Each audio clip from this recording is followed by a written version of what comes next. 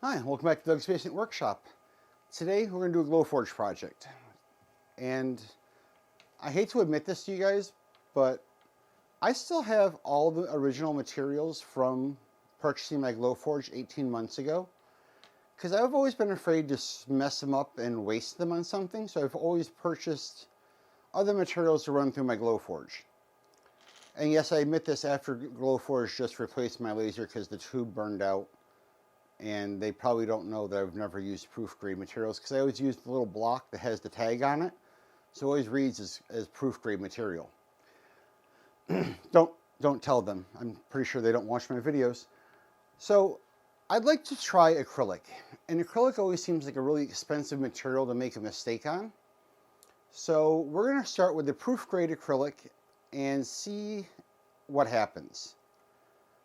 There's a lot of things that I don't know. And I guess there's a lot of things that I don't know yet. Like when I'm working with acrylic and I cut, what does it make a ridge? When I score, does it make a ridge? Is it evaporating the material? I mean, is it like poof gone like it does with wood? Or am I melting like a glob of acrylic into the back? When I engrave acrylic, am I just melting it into a puddle in the back? Is it like a pool? Is it a porous surface? I really have no idea. I don't know what happens when you work with acrylic. Now, the goal is to make some of those cool little things that go in the hockey puck that light up when you turn it on. And the ones that I bought came with a couple of pieces of acrylic to test with. And you know, you don't want to mess those up, so I had the graphic artist turn those into templates that we can use to make other pieces. So we're now going to experiment with really expensive materials that I don't want to waste. So we're going to see how much we can learn without wasting a whole lot of material. And with the goal in mind of making the light up things, which is, I know, a specific goal and not kind of a broad experimenting with acrylic, but we'll get to that because I actually bought some acrylic that I can't use for this project to force myself to learn some other things with acrylic. So let's go hop into this and see what we can learn. And maybe we won't waste too much money and we'll get lucky on the first couple of tries. Okay guys, so here's what we're looking at. We're going to try the butterfly and a hedgehog, because I think they're cute and I think they're going to work well. Now, I don't want to lie to you too much. We did do a little bit of experimenting with the acrylic, and I'll explain during the later video why we've modified this art from the original. Because if you look back a couple of videos, you will see that I did some stuff and I showed the original art from the artist, and I'll explain why we're modifying the original art to what we're using today. It's nothing major, but it's making a significant improvement in the way that it looks when we're all finished. We did do a little bit of playing between the video and right now, which I know for you is a couple of seconds.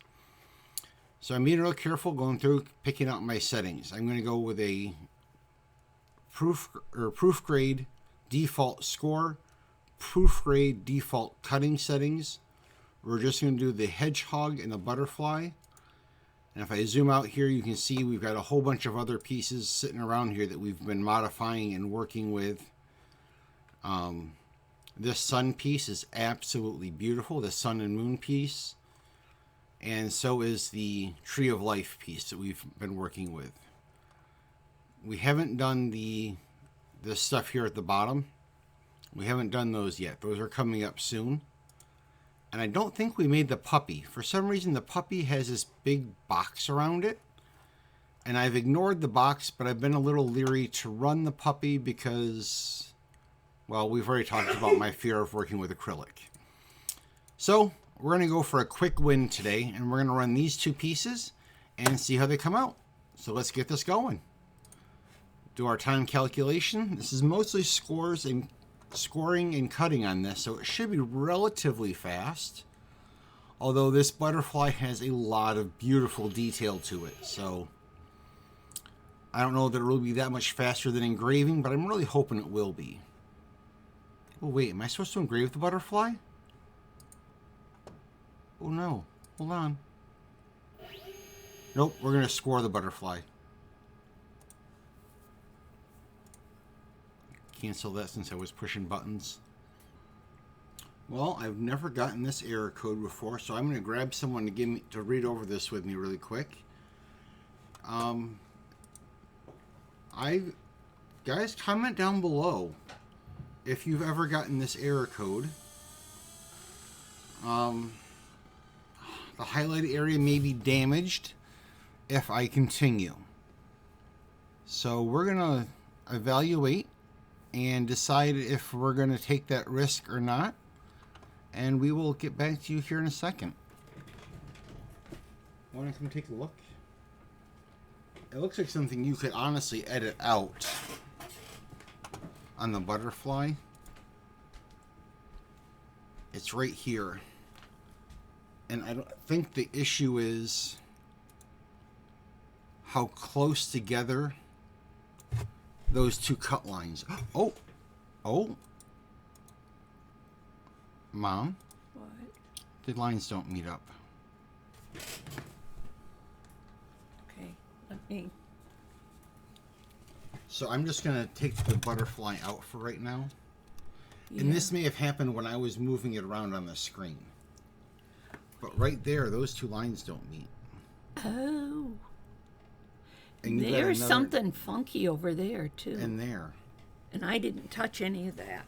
So okay. Can you go... Yep. All right, I'm going to cancel this. I'm just going to do the hedgehog for the video then. Okay. And we'll evaluate that piece of art again. Like I said, I might have done something when I was moving it around on the screen, so... You know how sometimes pieces fall apart when you're removing them. So I'll throw the tooth in. If you want to. I'm not sure how that... Oh, the tooth was one we wanted to think about, isn't it? Yeah. I have no concerns about the hedgehog.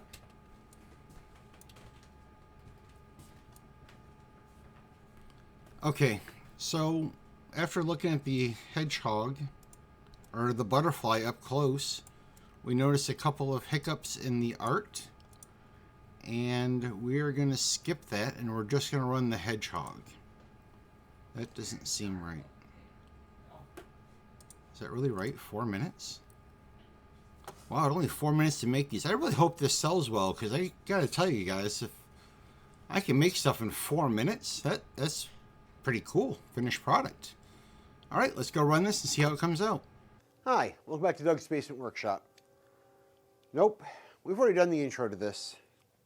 We're good. Okay, so here's the deal. It has been more than a YouTube minute since you and I talked. I put the shirt back on so that it wouldn't be as obvious, but I don't feel like lying today. I'm not in the mood to try and fake it. So here's the deal. I did the acrylic, and a train comes and blows its horn while I try to talk to you. I hope my microphone is good enough to do this. We did a bunch of projects. I went way above and beyond what we had talked about. And here's what I've learned. I had made those masks, the mask things that Glowforge put out, and I had made a bunch of them in Plexiglass, which I'm not supposed to do, and I know that, but I had some Plexiglass laying around. And I thought, well, you know, acrylic and Plexiglass, they look alike, so maybe they act alike. And they don't at all in any way, shape, or form. Yes, I'm laying paper towels down so I don't scuff these up too bad. So I saw one person, because peeling the tape off these is a real bummer, who use soap on the acrylic and then wash the soap off. So I tried that on the plexiglass, and it was a horrible, horrible train wreck fail. I can scratch it off with my nail, but then I worry about scratching the plexiglass, and I don't like it. The plexiglass gets warm in the laser on this size with the amount of engraving I did, and it cupped. So this is a horrible train wreck fail. And the light up isn't as good. Like the plexiglass doesn't take the light up as well as the acrylic does. So plexiglass, acrylic. And I'll put some pictures up in the corners because I don't know how well this stuff is going to show up, especially out here in the barn with the lights. So the plexiglass is a fail for doing this kind of project. It also puts off that gas that's like a nerve agent that will kill you. So that's also a downside. So plexiglass is a fail for many reasons. The acrylic, I don't know what the properties of acrylic are, and I'm not a sciencey person. Maybe someone who knows more science stuff can hop on here and voice an opinion. But the acrylic carries the light better. Much, much, much better. Now, the original sun, and I don't have an original one here, came up and it kind of scooped in and then went up. I find the straight edge coming off the bottom of the design works a whole lot better. Coming straight up here was a whole lot better than having it scoop in and come out. Light apparently doesn't flow around corners like water does, so that makes a difference. So much better than what we had before. Scoring and engraving was one of the things that I wanted to learn about. The puppy,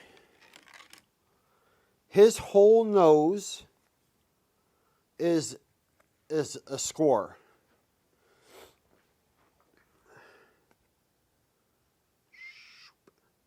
His whole nose is a score. So it got really deep really fast. And it almost cut through in a couple of spots. We also noticed that this artist put 2 nose holes in there for the puppy, which are completely unnecessary and is what actually caused it to make the cut through in the back. And that nose and the eyes are just a million little lines. And that took forever.